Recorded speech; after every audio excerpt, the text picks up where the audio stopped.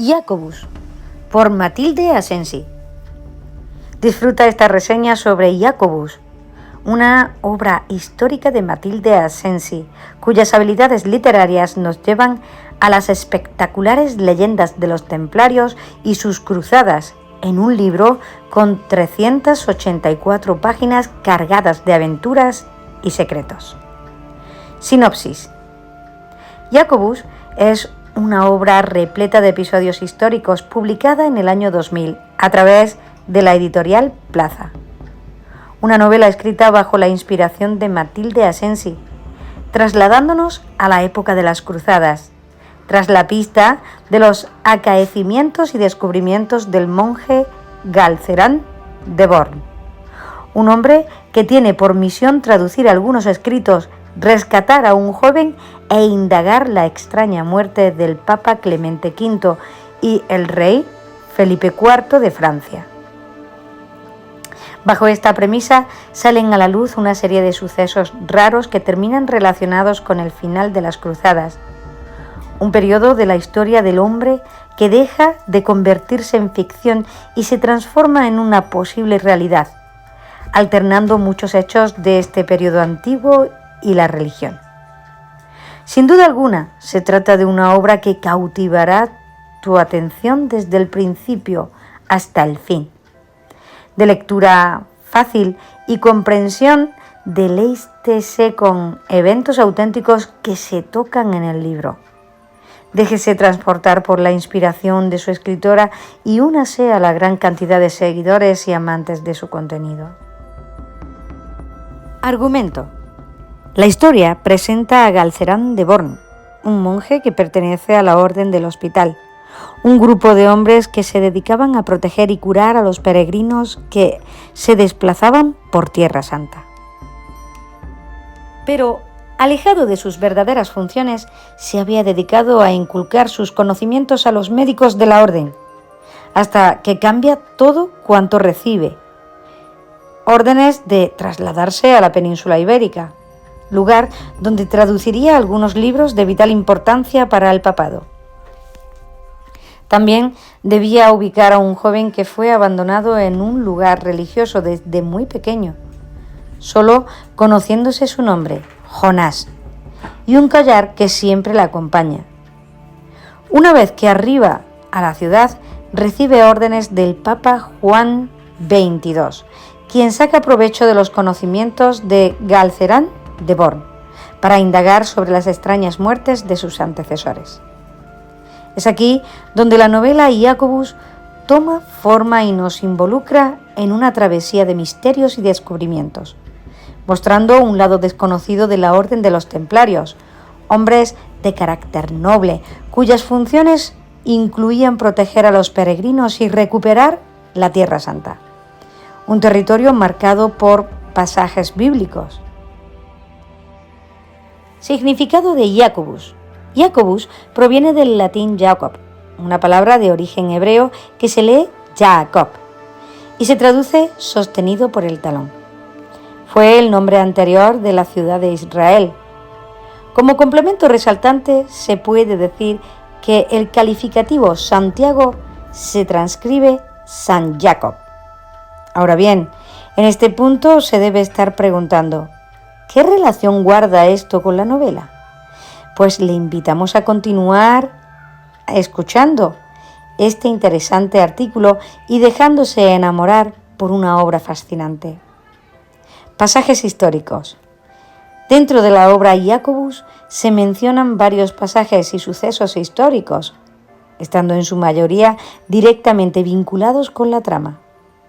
Por esto, hacemos un breve apartado explicándole detalladamente cada uno de ellos, para que pueda comprender fácilmente esta novela. Orden de los Hospitalarios. La Orden de los Hospitalarios fue fundada en 1048, recibiendo la bendición a sus funciones por parte del papado en 1113. Estaba conformada por monjes u hombres religiosos que entregan su lealtad a la necesidad de recuperar Tierra Santa y resguardar a todos aquellos peregrinos que la usaban como camino. De igual manera, protegían los dominios cristianos de esos territorios ante los saqueadores e incluso dentro de ellos cumplían funciones eclesiásticas. En la actualidad, esta orden aún existe, con la única diferencia de estar solo dentro de los templos y monasterios que fueron levantados durante el periodo del cristianismo. Ellos se encargan de resguardar su historia, pergaminos, textos, esculturas y objetos muy antiguos, tras adquirir un verdadero valor simbólico dentro de la vida del hombre y la religión. Los templarios, creados en la Edad Media, en la ciudad de Jerusalén e Israel, en el año 1119. Se trata de una orden que surge tras la premura de tener una protección más fuerte y estratégicamente inteligente. Hombres que eran nombrados por el papado con poderosas órdenes militares, unos señores que a través de la fuerza y sus armas tenían la autoridad de hacer respetar las decisiones cristianas. Este nombre posee un amplio significado: la Orden de los Pobres Caballeros de Cristo y del Templo de Salomón. En latín se traduce como pauperes, comilitones, Christis, Templique, Salomonoci. Esta horda poseía un oscuro secreto. Tras un escudo estaban las instrucciones expresas de recuperar la Tierra Santa, entregando a la historia varias cruzadas. Los templarios tenían grabada sobre el pecho de su vestimenta una imagen que representaba a dos miembros de la orden montados a caballo y como símbolo de la humildad y su pobreza, incluyendo una frase en latín que decía lo siguiente: Sigillum Militum Pisti, representando sello de los soldados de Cristo. Las cruzadas eran marchas militares que recorrían toda Jerusalén con la finalidad de recuperar la cristiandad de esos sitios, a causa de estar en posesión de los musulmanes. Su nombre de cruzada se originó por la cruz que tenían los guerreros sobre sus ropas y armas. Los historiadores tienen documentadas 8 cruzadas que desarrollaron los templarios entre 1095 y 1291. Estas contiendas tuvieron lugar en territorios tomados por la religión islámica. La mayoría se desplegaron en Jerusalén, Belén, desierto de Judea, Nazaret, Mar de Galilea y en Monte Sinaí. Resumen de Jacobus.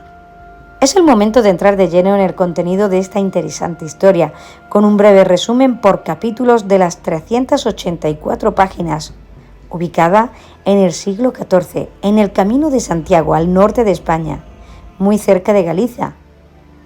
Jacobus inicia hablando sobre la Orden de los Templarios, la cual había sido disuelta para los ojos de muchos, permaneciendo en la clandestinidad para algunos. Así se explica un poco sobre las órdenes del papado y las cruzadas que se realizaron. Luego, la autora nos presenta a uno de los personajes principales, el monje Galcerán, de Born, un señor entregado al cristianismo perteneciente a la orden de hospitalarios, a quien se le conocía como una persona solitaria y entregada a su amor a Dios. Para el momento se encontraba en la ciudad de Malta, España. Es entonces cuando recibe un mandato por parte del Papa 22, donde le piden trasladarse a París e indagar la misteriosa muerte del Papa Clemente V y el rey Felipe IV de Francia. Unas defunciones que se presentaron justo después de la ejecución del gran maestre de la Orden del Temple, y ubicar su pergamino. El monje se entregaba sin saberlo a una misión que lo arrastraría a 2 descubrimientos que marcarían su vida. Born inicia su camino de Santiago y se consigue con Jonás, un buen huérfano que ha estado toda su vida en el templo. Desconoce su pasado, pero sabe que fue abandonado en las puertas de la iglesia cuando estaba recién nacido y solo tenía en su pecho un medallón. Jonás es un chico entusiasta al que le gusta la historia, pero a la vez expresa sin titubeos sus temores. El Arca de la Alianza. Jonás termina a su lado en esta investigación, más por obligación que por gusto, ya que Born conocía muy bien la reputación de los templarios y temía por su integridad, pues no era un hombre joven. Los años habían aumentado su sabiduría, pero debilitado su cuerpo. Además, sentía cierta empatía hacia Jonás. En el recorrido, ambos se consiguen con un laberinto bajo tierra, un pasaje secreto que les muestra el Arca de la Alianza, uno de los tantos misterios de la historia. Dentro de ella se encuentran muchos libros y pergaminos, exponiendo en las escrituras indicios del lugar donde los templarios tenían oro guardado, un tesoro inmenso que habían escogido luego de la muerte del gran maestre del temple, su líder, el cual fue quemado en la hoguera por disposición del propio papado. Dentro de estos documentos, los templarios decían que estas joyas eran invaluables y el hombre no se merecía tenerlas, mucho menos el papado, ya que su única misión sería encaminar a los feligreses a la palabra de Dios. Luego de ver cómo fue asesinado injustamente su maestre, la orden toma la medida de ocultarlo, dejando una serie de pistas para que solo los hombres de corazón noble y los verdaderos hijos de Dios pudieran dar con él. En esta parte de la novela, Jacobus, su autora, nos invade con esa sensación de asombro y enojo que tiene el monje Born, una vez que se percata de que ha sido usado, enviado a ubicar un escrito que entregaría una fortuna a la iglesia. Humillado y con una desconfianza creciente, decide seguir el juego e ir más allá, para desenmascarar todas las manipulaciones e intereses vanidosos. Un heredero inesperado. Una vez que Born junto a Jonás recuperan las fuerzas ante tal revelación, en París se topan con Sara, una hechicera judía de larga cabellera blanca y carácter fuerte. Develan al lector un pasado entre ella y Born, un amor apasionado que dejó un heredero. Obviamente el monje desconocía esto, a excepción de Sara, quien mientras conversaba con ellos observaba la medalla que tenía Jonás sobre su pecho, reconociéndola de inmediato.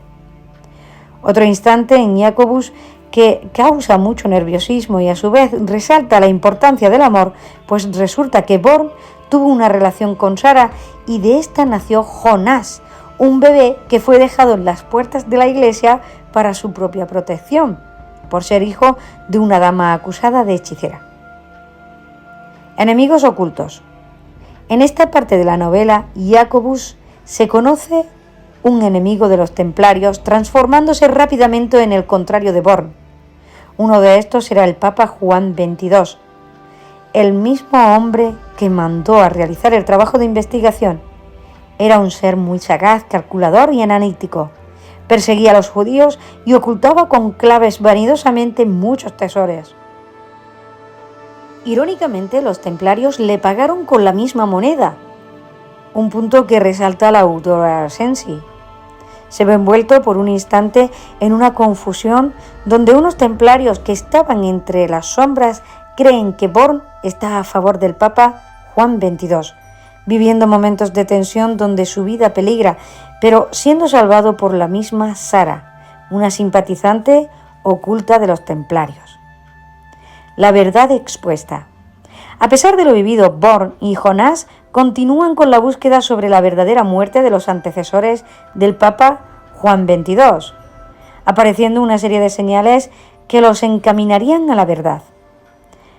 Los templarios, en venganza por la muerte de su guía, deciden ir matando uno a uno los hombres del papado que tuvieron que ver con su muerte, quedando a la expectativa la sospecha de que dentro de los aposentos del propio Juan XXII se encontraban ocultos templarios esperando el instante perfecto para asesinarlo y concluir su pago. Una explicación que no concluye aquí pues ambos hallan a Sara inmiscuida en todo esto. Por ser una fiel aliada de los templarios, se prestó a todas esas situaciones de conspiración y traición justificada por la sed de venganza. Jacobus no solo expone una verdad oculta sobre la vida de los terribles templarios, también divierte con una narrativa desbordada en amor, intriga, suspenso y traición. Película. En 2015 se realizó una entrevista a la autora de Jacobus, Matilde Asensi, quien manifestó que le gustaría ver su novela reproducida en la gran pantalla, pero no permitiría que su venta se diera a cualquier precio. De esta histórica e interesante obra se han vendido más de 20 millones de ejemplares a nivel mundial, y sería un orgullo que todas las aventuras plasmadas en ella sean reproducidas de igual manera. Mantiene que este tipo de proyecto debe ser muy realista, apegado a cada uno de los eventos y pasajes que se describen en este ensayo.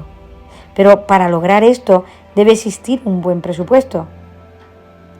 No niega que ha recibido ofertas, mas se ha percatado de muchos productores que distorsionan el contenido de la trama para poder cubrir los escenarios con un bajo presupuesto, parte que la obliga a rechazarlo, ya que la novela Jacobus es basada en hechos reales y sería un quebranto a la fuerza de sus capítulos generar cambios.